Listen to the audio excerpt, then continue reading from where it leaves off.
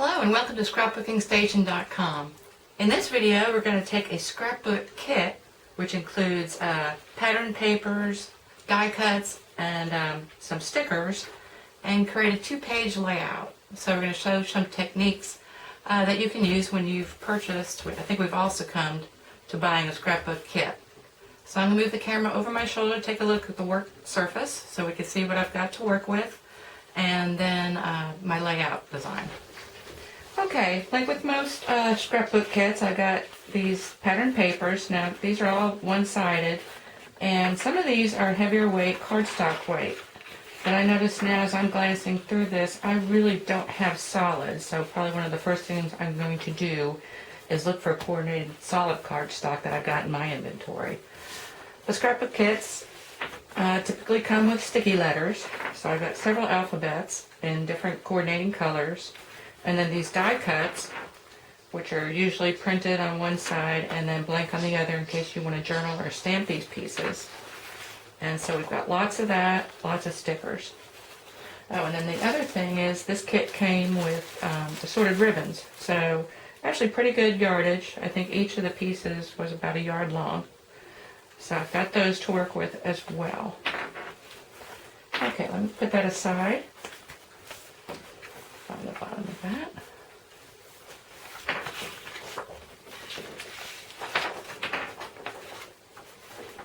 Okay, I'm going to bring this back. Let's talk about which pieces and color palette I've chosen to work with out of this kit. So these are my colors. And then I've also sketched out my layout. The layout's going to be called No Space to My Space. And going from the bottom left to the top right, this is going to be somewhat plain, just trying to stick with what I have in my kit. And then as we move over to the top right, embellish it more, just with things I have in stocks and different techniques, so you can see how you can take a scrapbook kit and use it as is, and then also what you can do to kind of jazz it up a little bit. And so one of those things I'm definitely going to use in the corner is a product called Dazzles.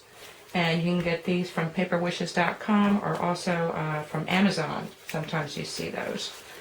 And just a quick look at what my photos are going to look like. So I've got 3 on the left page, or the first page.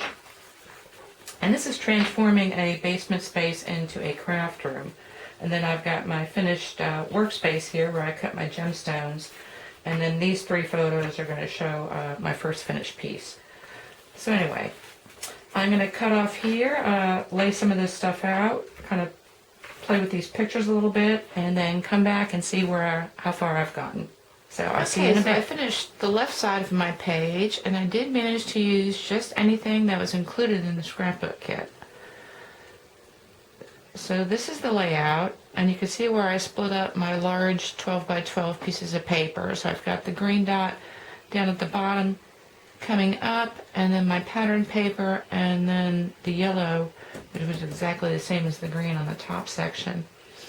I got the die cut letters for my title, and then I've got my 3 photos matted on the more solid pieces of the pattern paper.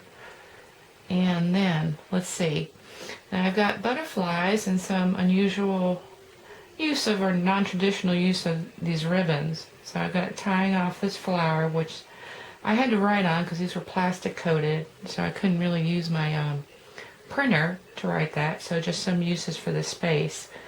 And then here's another butterfly with, this is just 2 ribbons knotted together and then stuck into the center, and then I've got that on foam tape. And then on these die cuts, the flower was just 4 pieces like this one. You know, I punched the hole out. And then on these corners, what I did was take these circles. So I got this circle, which was solid on one side, and then green on green, red on red, and yellow on yellow. Anyway, nice layout. And so now I'm going to begin to work on the right side, which again is going to have a few more embellishments, kind of moving outside of the kit just a little bit. Try and stick with the same color scheme and what papers I can. Anyway, I'll be back as that progresses. Okay, here's my finished right side of the page, and as I promised, as I moved along into this corner, I went from just a little more embellishing and some additional products to just kind of almost over the top over here in the top right. So first thing I think you'll notice is I added some metallic cardstock. And for this I used a brushed gold and then a very shiny gold as the butterflies, these little guys, which was this butterfly punch. So I punched them out first in the brushed gold and then in this very shiny metallic. Metallics is one of those things you can really never go wrong because it goes with everything, and it's just a matter of how much bling you want to put on your scrapbook page. So I've got the borders matted in that. Again, these little butterfly punch stamps. I've got the pictures also matted. And then the other thing I did, instead of using this molted red or green or yellow, I pulled coordinating cardstock out of my collection. So I've got garden green down here, red and red, and then so saffron for my yellow.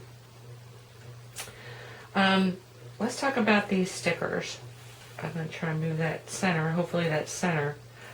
These are dazzles, and I use two sets of dazzles. One's these thin line border stickers, which you can see that I used a new pack, and I've got this border down here, this border down here, and these two around my journaling. And so this goes a long, long way. Very easy to use, and I think the look is really nice. Again, it's just how much bling do you want to add to your layout. And then the other set of dazzles that I used are these stitched butterfly dazzles. Now these, I've used from time to time, and for the most part I use them unstitched because they're not for the faint of heart. And I just wanted to bring something that I did way back when I first bought these stickers. This is a birthday calendar, but anyway, I wanted to point out this guy, and then on top I did another little guy, stitched dazzle. And I'm a pretty accomplished embroiderer. I do cross stitch and I know how to sew, and I still find them difficult and somewhat tedious. So again, not for the faint of heart, but I mean, if you look up here in this top right corner, these are butterflies left unstitched, and I think they look just as pretty. So, I mean, try one, and you might be like me, and it might be a long time again before you try another, but again, I mean, they're just as pretty unembroidered. And then the last thing, or the last gold that I used here is this these eyelets, which have kind of come out of favor, but I still have plenty of them. And as I said, I mean, you can never go wrong investing in metallics. Okay, the last thing I wanted to bring up were these letters that I created. They're not actually the stickers, they're the outies for the stickers. And I'm going to stop here with talking about my layout and give a little tutorial on how I created those. But it's kind of getting double duty out of your alphabets when you've got a scrapbook kit. Anyway, after I get through showing those photographs and talking to those, I'm just going to leave you with the 2 pages put together so you can take a look at the total look. Okay, so the first thing I noticed is when I looked at my sheet of letters, when I had removed one, I could still tell what the letter was. So I wanted to use those outsides. So the first one I cut out was the A, and then I stuck it on this yellow molted paper. And the reason I leave the outside is, well, one, for sturdiness, and this way when I trim it, I can trim both the background paper, which was yellow, and then the sticky letter together.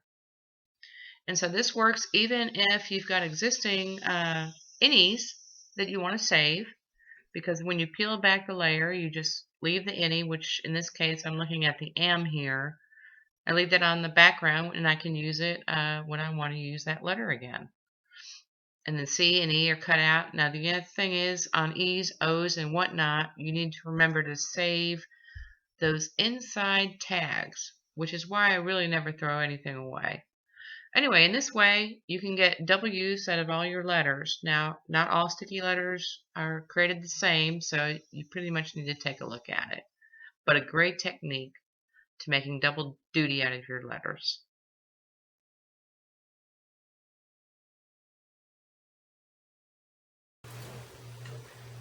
Okay, so that was it on my layout. I think it turned out great. Scrapbook kits, at first I was going to, really thinking about handing them. But I enjoyed working with the scrapbook kit. It took me quite a bit longer to put this together. And I guess, for the most part, it's a good value, but I've still got all this material, and I've had the scrapbook kit for a long time. And I guess my question to you is, how many times can you use these patterns? Plus, you always get stickers and, borders. I mean, like this huge chunky rickrack border, you can't, where will you ever use it? So I don't know. I mean, like I said, it was fun to put together, and I hope you took something away with you that you can use with your own scrapbook kits. And thank you for watching.